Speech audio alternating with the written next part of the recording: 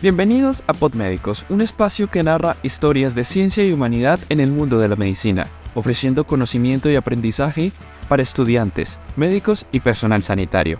Esta será tu herramienta invaluable para comprender los misterios del cuerpo humano, las enfermedades y los avances médicos. En Podmédicos, la medicina se convierte en poesía y la vida se convierte en una lección eterna. Somos Juan Felipe Mogollón y Miguel Cañón. Bienvenidos. Bienvenidos a Podmédicos, a su podcast de medicina.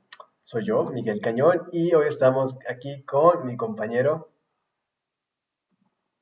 Juan Mogollón. Hola a todos. Bienvenidos una vez más a Podmédicos, este es su podcast de medicina.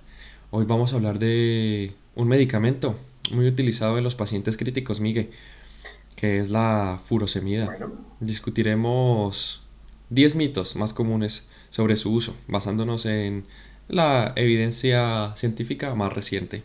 ¿Cómo estás? ¿Qué tal todo? Pues muy bien, muy bien. A ver, todavía acostumbrándome un poco a la bajada de temperatura, pero bueno, eso también me hace ir mucho al baño. Como lo que hace la furosemida, ¿no? Un diurético. Y esa es su función. Es más utilizado en pacientes graves. Mira, ejerce una función bloqueando selectivamente el cotransportador sodio-potasio 2-cloro en la membrana luminal de la rama ascendente gruesa del asa de Henle. La furosemida genera una mayor pérdida de agua que de sodio, lo que da lugar a una producción de una orina hiposódica por el gradiente de concentración. Pues Miguel, se ha planteado la preocupación de que el uso de diuréticos pueda estar asociado con efectos nocivos, incluida la lesión renal aguda. Esto ha generado incertidumbre entre los médicos y sobre cuándo y cómo debemos utilizar la furosemida de forma segura y eficaz en pacientes graves con y sin lesión renal aguda. Entonces, vamos a hablar de estos 10 mitos e inicio con el mito número 1. La furosemida causa lesión renal aguda. Bueno, este es uno de los mitos más persistentes.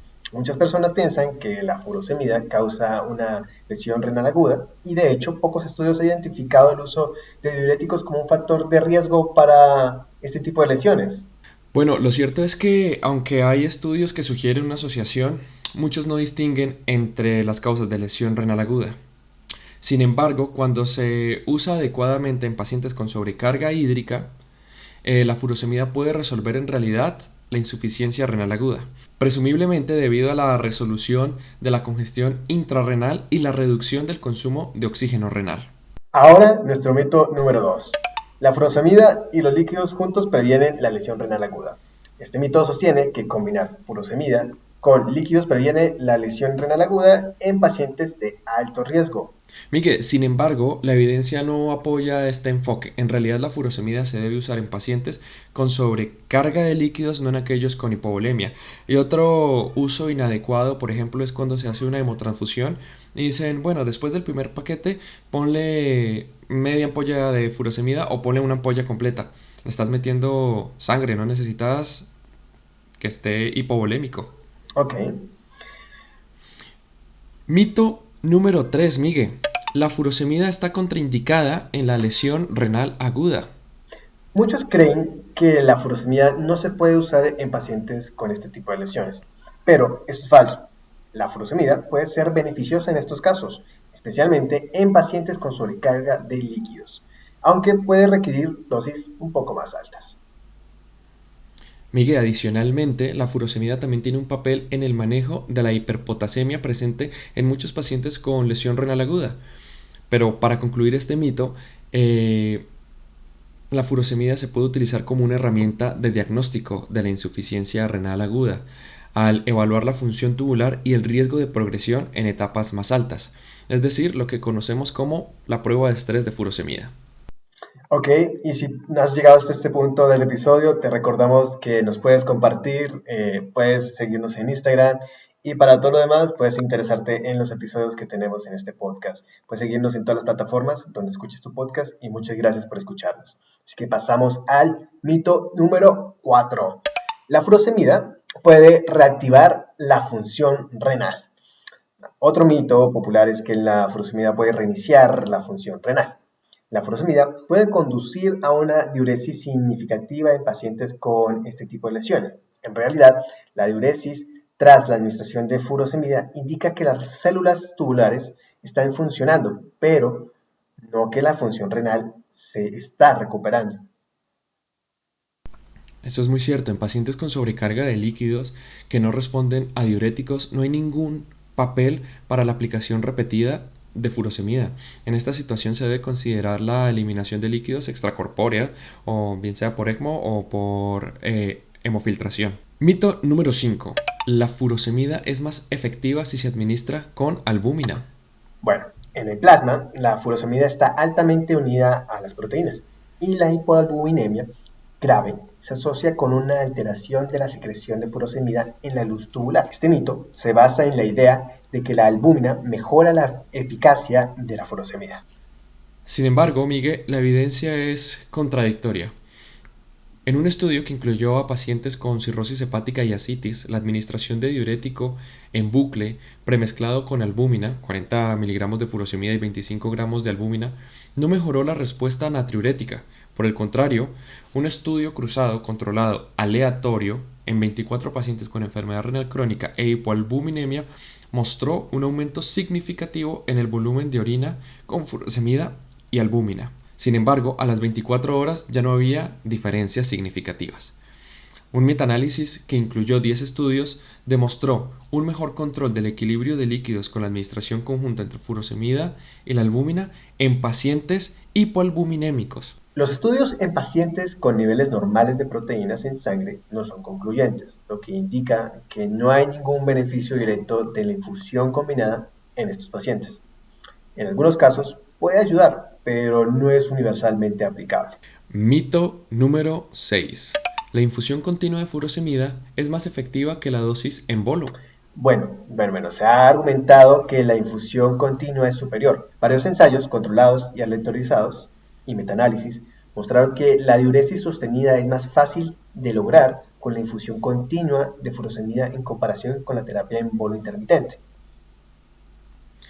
Bueno, Miguel, aunque la perfusión sostenida puede facilitar la diuresis, no hay evidencia de mejores resultados, incluyendo en la mortalidad, la duración de la estancia en el hospital, el efecto sobre la función renal o los trastornos hidroelectrolíticos de los pacientes. De hecho, esto es como llegar al mismo fin, pero por diferentes medios. No va a cambiar el resultado, pero digamos que ya depende de ti cómo lo consensúes con tu equipo. Mito número 7. La furosemida puede prevenir la necesidad de terapia de reemplazo renal.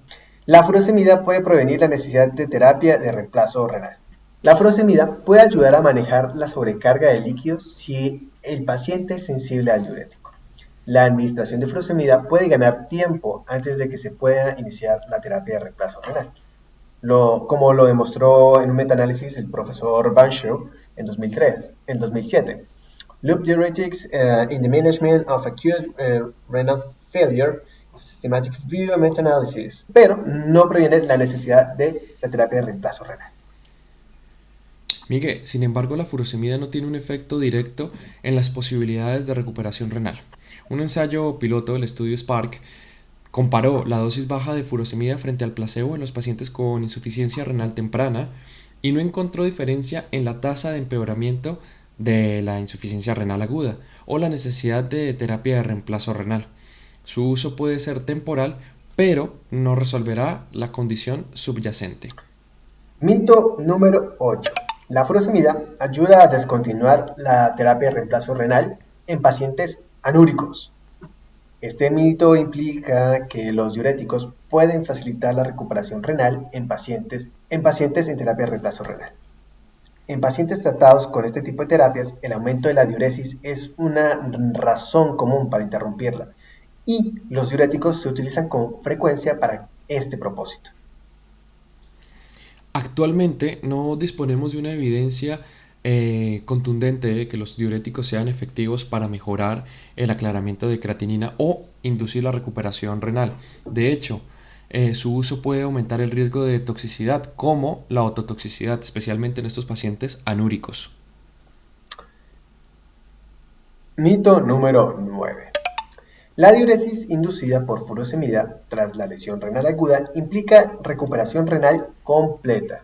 Un aumento en la diuresis no debe interpretarse como una recuperación renal completa. Miguel, esto es crucial porque los pacientes que experimentan fracaso renal agudo son más propensos a desarrollar enfermedad renal crónica.